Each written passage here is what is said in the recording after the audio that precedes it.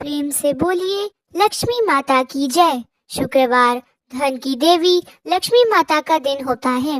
कहते हैं कि नियम से पूरे विधि विधान से यह व्रत किया जाए तो उसके घर में धन की कभी भी कोई कमी नहीं होती। श्रोताओं, यह व्रत वैसे तो शीघ्र फल देने वाला है, किंतु यदि कम कर्म त्रुटि या भाग्य त्रुटि के कारण व्रत का फल ना मिले तो निराश न हो। माँ लक्ष्मी पर असीम श्रद्धा रखते हुए 2-3 माह बाद पुनः व्रत प्रारंभ करना चाहिए तथा जब तक इच्छित फल न मिले तब तक तपस्या की भांति 2-2 माह के अंतराल में व्रत करने चाहिए। चालीसा का नियमित पाठ व वैभव लक्ष्मी का गुणगान करते रहना चाहिए। ऐसा करने से माँ लक्ष्मी अवश्य प्रसन्न होंगी और मनवांछित फल देंगी। व्रत के विधि विधान। किसी भी कार्य को विधि पूर्वक संपन्न करने के लिए उसके कुछ नियम होते हैं। माँ वैभव लक्ष्मी के व्रत को रखने के लिए कुछ विधि विधान हैं जो इस प्रकार हैं। यह व्रत शुक्रवार के दिन रखा जाता है। इस व्रत को प्रत्येक श्रद्धालु, कुंवारी कन्या, स्त्री या पुरुष रख सकते हैं। यदि पति पत्नी इस व्रत को मिलकर रखें तो माँ लक्ष्मी अति प्रसन्न होती है। यह व्रत 7, 11, 21, 31, 51, 101 या उससे भी अधिक शुक्रवारों की मन्नत एवं मनोकामना मानकर रखा जा सकता है। व्रत हेतु मन एवं विचार शुद्ध होने चाहिए। व्रत करते समय मन में ऐसी स्वार्थ भावना नहीं रहनी चाहिए कि हमें धन प्राप्त करना है या धन की प्राप्ति के लिए हम यह व्रत कर रहे हैं, बल्कि मन में हर क्षण ये भावना होनी चाहिए कि हमें माँ लक्ष्मी को प्रसन्न करना है, माँ लक्ष्मी की कृपा प्राप्त करनी है। माँ वैभव लक्ष्मी का व्रत घर पर ही श्रद्धा पूर्वक करना चाहिए, किंतु यदि किसी शुक्रवार को आप घर से बाहर हो तो उस शुक्रवार को व्रत स्थगित करके अगले शुक्रवार को करें। राजस्वला नारियां भी उन दिनों के शुक्रवार छोड़ सकती हैं। बीमारी की हालत में भी वह शुक्रवार छोड़कर अगले शुक्रवार को ही व्रत रखें। कुल मिलाकर व्रतों की संख्या उतनी होनी चाहिए जितने शुक्रवारों की आपने मन्नत मांग रखी है। अंतिम शुक्रवार को विधि पूर्वक माँ वैभव लक्ष्मी के व्रत का उद्यापन करना चाहिए। व्रत संपूर्ण हो जाने पर लक्ष्मी पूजन के उपरांत श्रद्धा पूर्वक 7 कन्याओं को भोजन कराना चाहिए। व्रत की संपूर्णता पर उद्यापन के उपरांत अपनी श्रद्धा अनुसार माँ वैभव लक्ष्मी की व्रत कथा 11, 21, 31, 51, 101 या 501 या अधिक पुस्तकें अपने आस पड़ोस, मित्रों एवं संबंधियों में बांटनी चाहिए। शुक्रवार से व्रत रखने प्रारंभ करें। उस शुक्रवार को सुबह सूर्योदय से पूर्व उठकर नित्य क्रियाओं से निवृत्त होकर पश्चात स्नान आदि कर स्वच्छ वस्त्र धारण करें, तब व्रत की तैयारी प्रारंभ करें। इस बीच कार्य करते समय निरंतर जय माँ वैभव लक्ष्मी का जाप करते रहें। व्रत कथा प्रारंभ करने से पूर्व एक चौकी पर चावल की एक छोटी सी ढेरी बनाकर उस पर पानी से भरा तांबे का कलश स्थापित करें। उस पर कटोरी रखनी चाहिए। उसी कटोरी में सोने चांदी की कोई भी वस्तु या चांदी का रुपया रखना चाहिए। शुद्ध घी का दीपक तथा अगरबत्ती जलाएं। तत्पश्चात माँ के सभी स्वरूपों व श्रीनियंत्र को श्रद्धापूर्वक प्रणाम करना चाहिए। ऐसा करने से व्रत करने वाले प्राणी से माँ वैभव लक्ष्मी अति प्रसन्न होती हैं। भक्त की सभी मनोकामनाओं को अति शीघ्र पूर्ण करती है। व्रत कथा प्रारंभ करने से पूर्व प्रसाद के रूप में कोई भी मीठी वस्तु, खीर, गुड़, शक्कर आदि या नैवेद्य बनाकर रख लेना चाहिए। पूजा अर्चना करने से पूर्व माँ वैभव लक्ष्मी का स्तवन व स्तुति करनी चाहिए। पूजन सामग्री: रोली, मौली, धूप, अगरबत्ती, ऋतुफल, पान, पुष्प, पुष्पमाला, धूप, दही, शहद, घी, मेहंदी, सिंदूर, गुड़, बताशे, श्वेत वस्त्र, रक्त वस्त्र, हल्दी, चावल, पंचमेवा, लौंग, इलायची, श्रीफल, दीपक, रुई, माचिस, पंचपल्लव, सुपारी, समीधा, हवन सामग्री, लोटा, कटोरी, चम्मच। श्रोताओं, आइए अब हम माता लक्ष्मी जी की कथा सुनते हैं। लाखों की जनसंख्या को अपने में समेटे कुशीनगर एक महानगर था। जैसे कि अन्य महानगरों की जीवनचर्या होती है, वैसे ही कुछ यहाँ भी था। यानी बुराई अधिक, अच्छाई कम, पाप अधिक, पुण्य कम। इसी कुशीनगर में हरिवंश नामक एक सद्गृहस्थ अपनी पत्नी दामिनी के साथ सुख संपन्न जीवन गुजार रहा था। दोनों ही बड़े नेक व संतोषी स्वभाव के थे। धार्मिक कार्यों अनुष्ठानों में उनकी अपार श्रद्धा थी। दुनियादारी से उनका कोई विशेष लेना देना नहीं था। अपने ही में मग्न गृहस्थी की गाड़ी खींचे चले जा रहे थे दोनों। किसी ने ठीक ही कहा है, संकट और अतिथि के आने के लिए कोई समय निर्धारित नहीं होता। कुछ ऐसा ही हुआ दामिनी के साथ, जब उसका पति हरिवंश न जाने कैसे बुरे लोगों की संगत में फंस गया और घर गृहस्थी से उसका मन उचट गया। देर रात शराब पीकर घर आना और गाली गलौज तथा मारपीट करना उसका नित्य का नियम बन गया था। जुए, सट्टे, रेस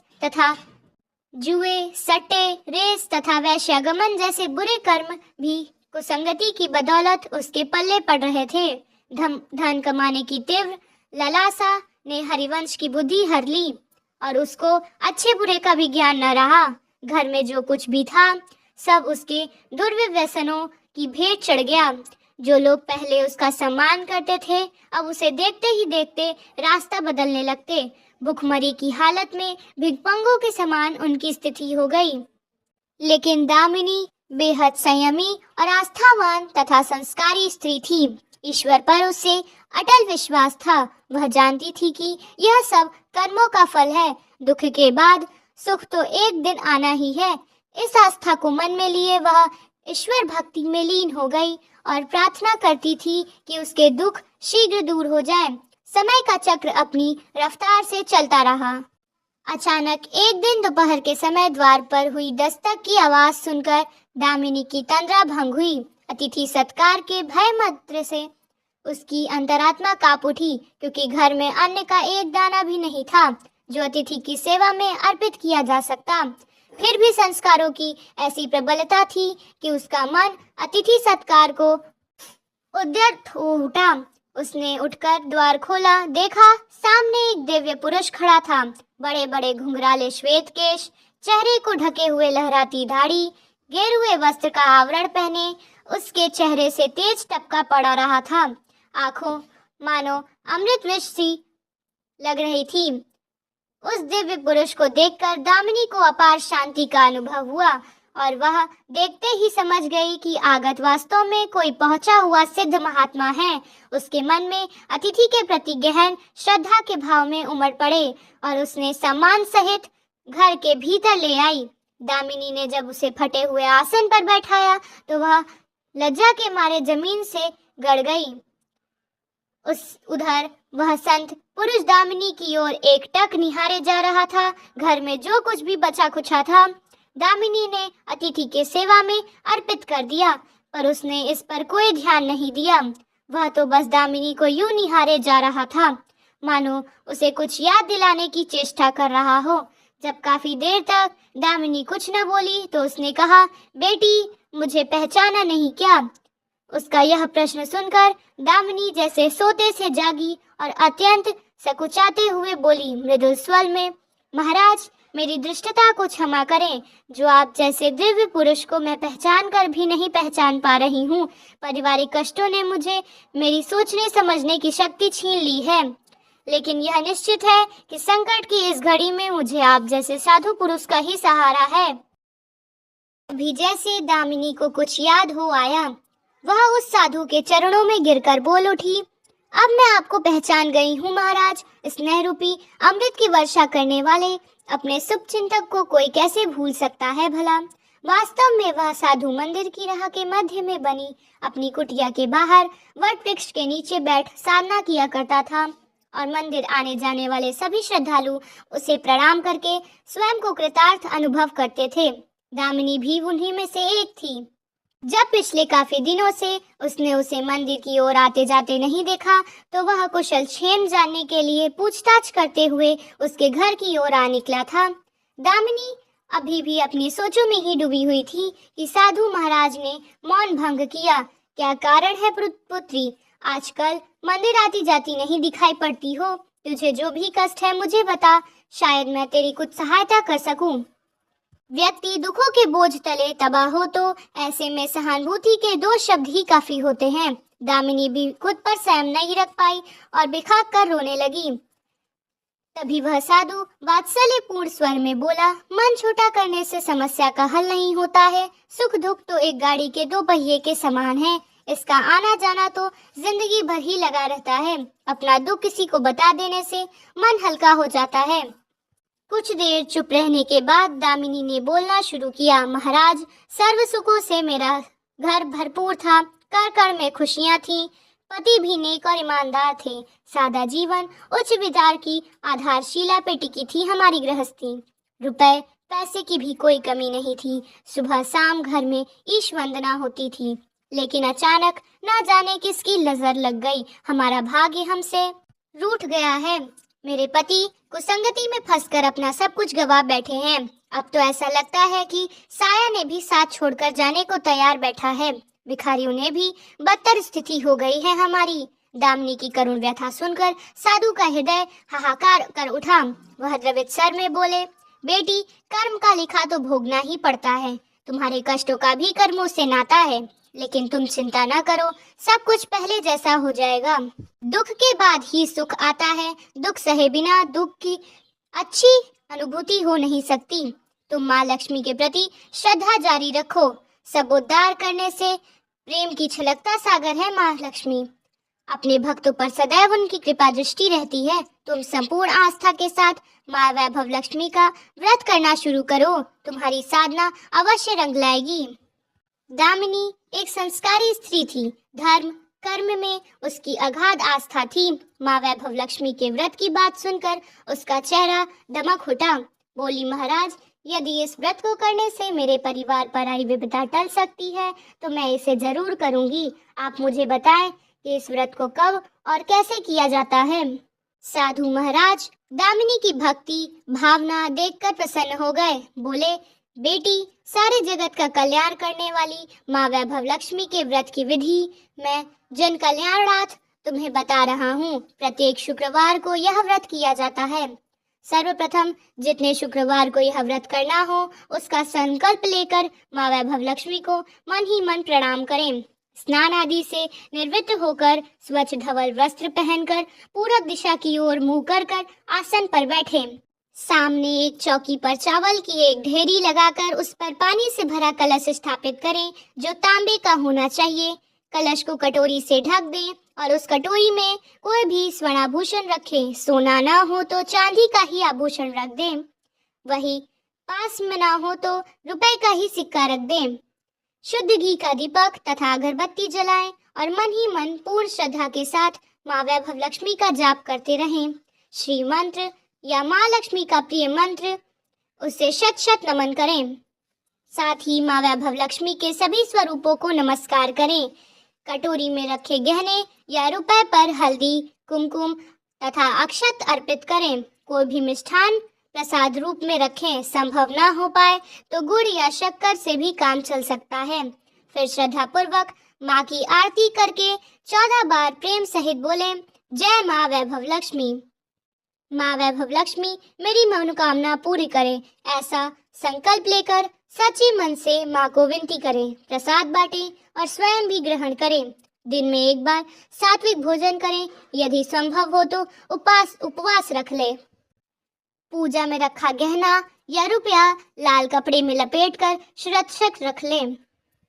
यह आगे आने वाले शुक्रवार को पूजा में भी काम आएगा। कलश में भरा जल तुलसी के पौधे को समर्पित कर दें तथा अक्षत पक्षियों को आहार स्वरूप में डालें। ऐसी शास्त्रोक्त विधि से व्रत करने से शीघ्र फल मिलता है। साधु महाराज ने मुखारविंद से यह वृतांत सुनाकर दामिनी पुलकित हो उठी। उनके चरण स्पर्श कर उत्साहित स्वर में बोली, अब लगे हाथ उद्यापन की भी विधि बता दे।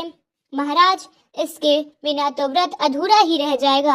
अवश्य बेटी, कहकर साधु महाराज उद्यापन की विधि बताने लगे। चाहे जितने भी शुक्रवार, प्रायः 11 या 21 व्रत करने से संकल्प लिया हो तो, लेकिन माँ के मन में वैभव लक्ष्मी के प्रति श्रद्धा तथा आस्था बराबर बनी रहनी चाहिए।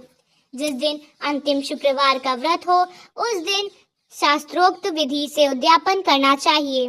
अन्य शुक्रवार की भांति इस दिन भी पूजन करें। हाँ, प्रसाद के रूप में खीर अवश्य रखें। पूजा के बाद नारियल फोड़कर 7 कुंवारी कन्याओं के चरण धोकर कुमकुम का तिलक लगाकर पूजन करें। उन्हें सामर्थ्य अनुसार दक्षिणा दें और माँ वैभव लक्ष्मी व्रत की पुस्तकें उपहार स्वरूप में भेंट दें। फिर प्रसाद के रूप में खीर वितरित करें। अब माँ वैभव लक्ष्मी के सभी स्वरूपों को ही मन नमन करते हुए कहें, हे माँ, यदि मैंने शुद्ध तथा निर्मल हृदय से आपकी स्तुति करते हुए वैभव लक्ष्मी व्रत विधि विधान अनुसार पूर्ण किए हो तो मेरी मनोकामना अवश्य पूरी करना। संतानहीनों को संतान देने वाली, दुखियों का दुख हरने वाली, अखंड सौभाग्य का वरदान देने वाली, कुंवारी कन्याओं को मन चाहा वर दिलाने वाली माँ वैभव लक्ष्मी, आपकी महिमा अपरंपार है। अपने हर भक्त की विपत्तियां हरकर उन्हें सुख समृद्धि प्रदान करना। साधु महाराज से वैभव लक्ष्मी व्रत का शास्त्रोक्त ज्ञान प्राप्त करके दामिनी भाव विभोर उठी। उसके अपने मन के अंदर एक अनोखे तथा असीमित आत्मबल का संचार होता महसूस हुआ। उसने भी माँ वैभव लक्ष्मी के 21 व्रत आते शुक्रवार से शुरू करने का संकल्प लेकर साधु महाराज को आदर सहित विदा किया और मन ही मन माँ वैभव लक्ष्मी का स्तुति गान करने लगी। 2 दिन बाद ही शुक्रवार आया। उससे पहले रात दुखों की मारी दामिनी ठीक से भी न सो सकी। माँ वैभव लक्ष्मी के व्रत करने की उसकी समस्याएं का अंत हो जाएगा, यह सोचकर वह मुख अंधेरे में ही बैठ उठी। स्नादादि और स्वच्छ वस्त्र धारण किए। आसन पर पूर्व दिशा की ओर मुंह रखकर दामिनी ने अपने सम्मुख रखी चौकी पर चावल की छोटी सी ढेरी बनाकर उस पर तांबे का कलश रखा। लेकिन जब स्वर्णाभूषण रखने की बात आई तो धर्म संकट में पड़ गई। सारे गहने पति के दुर्व्यसनों की भेंट बढ़ चुके थे। विवाहिता स्त्री थी, सुमंगल सूत्र भी उतार कर नहीं रख सकती थी और कोई गहना था भी नहीं। तभी उसे उन नन्ही पायलों का स्मरण हो गया जो उसने अपने आने वाले संतान के लिए बनवा कर रखा था और पति के निगाहों से बचा रखा था। उसने झटपट वह पायलें निकाली और गंगा जल से धोकर उन्हें शुद्ध करके कलश में रखी और कटोरी में डाल दिया। डिब्बे की तली में से बची कुछ शक्कर निकालकर उसे प्रसाद के रूप में रखा और विधि अनुसार व्रत किया। सर्वप्रथम उसने अपने पति को प्रसाद दिया। आने वाले पूरा सप्ताह बड़ी ही हंसी खुशी से बीता। बात पर झल्ला उठने वाला उसका पति अपेक्षाकृत शांत तथा संयत रहा। कोई मारपीट तथा कलेश घर में नहीं हुआ। इसे दामिनी ने माँ वैभव लक्ष्मी का चमत्कार समझा और मन ही मन उन्हें प्रणाम किया। माँ वैभव लक्ष्मी के प्रति उसकी आस्था और भी बलवती होती गई। इसी प्रकार शास्त्रोक्त विधि से दामिनी ने 20 शुक्रवार के व्रत पूरे किए। इस बीच कई परिवर्तन हुए। उसका पति कुसंगति छोड़कर सीधी राह पर आ गया था और उसका कामकाज भी जमने लगा था। घर में यदि किसी चीज की बहुतायत नहीं थी तो कमी भी नहीं रह गई थी। यह सब माँ वैभव लक्ष्मी के चमत्कार और दामिनी की आस्था तथा विश्वास का परिणाम था। 21वें शुक्रवार को व्रत तथा उद्यापन करना था। साधु महाराज के वचन अभी भी मानो दामिनी के कानों में गूंज रहे थे। उनकी बताई गई विधि के अनुसार ही दामिनी ने शास्त्रोक्त विधि से उद्यापन किया। 7 कुंवारी कन्याओं को भोजन कराकर दक्षिणा दी। आसपास की सौभाग्यवती स्त्रियों में प्रसाद तथा माँ वैभव लक्ष्मी व्रत कथा की पुस्तकें वितरित की। माँ वैभव लक्ष्मी के हर स्वरूप को प्रणाम किया और कहा, आपकी महिमा निराली है माँ, आपने मेरे सारे दुख हर लिए, मेरी सभी मनोकामनाएं पूर्ण कर दी। मेरा उजड़ा घर फिर से बस गया। मेरा एक नया जीवन आप ही की देन है माँ। मैं आजीवन आपकी पूजा अर्चना करूंगी और दूसरों को भी आपकी महिमा से अवगत कराकर वैभव लक्ष्मी के व्रत करने के लिए प्रेरित करूंगी। बोलो जय माँ वैभव लक्ष्मी, आपकी सदा ही जय हो। आइए अब हम सुनते हैं माँ लक्ष्मी जी की आरती। जय लक्ष्मी माता मैया जय लक्ष्मी माता, तुमको निश दिन सेवत हर विष्णु विधाता। ओम जय लक्ष्मी माता उमा रमा ब्रह्माणी, तू ही जग माता। सूर्य चंद्रमा ध्यावत नारद ऋषि गाता। ओम जय लक्ष्मी माता दुर्गा रूप निरंजनी सुख संपत्ति दाता। जो कोई तुमको ध्यावत रिद्धि सिद्धि धन पाता। ओम जय लक्ष्मी माता तुम पाताल निवासिनी, तुम ही शुभ दाता। कर्म प्रभाव प्रकाशिनी भवनिधि की त्राता। ओम जय लक्ष्मी माता जिस घर में तुम रहती तह सब सद्गुण आता। सब संभव हो जाता मन नहीं घबराता। ओम जय लक्ष्मी माता तुम बिन यज्ञ न होवे, वस्त्र न कोई पाता। खान पान का वैभव सब तुमसे आता। ओम जय लक्ष्मी माता शुभ गुण मंदिर सुंदर छिरोदती जाता। रत्न चतुर्दश तुम बिन कोई नहीं पाता। ओम जय लक्ष्मी माता महालक्ष्मी जी की आरती जो कोई नर गाता। और आनंद समाता पाप उतर जाता। ओम जय लक्ष्मी माता। इसी के साथ माँ लक्ष्मी जी की आरती समाप्त होती है। अगर आपको यह वीडियो पसंद आई हो तो चैनल को लाइक, सब्सक्राइब और बेल आइकन को प्रेस करिएगा, जिससे आपको यूनिक वर्ल्ड ऑफ गॉड की सारी वीडियोस मिलेंगी। और कमेंट में जय लक्ष्मी माता ज़रूर लिखिएगा।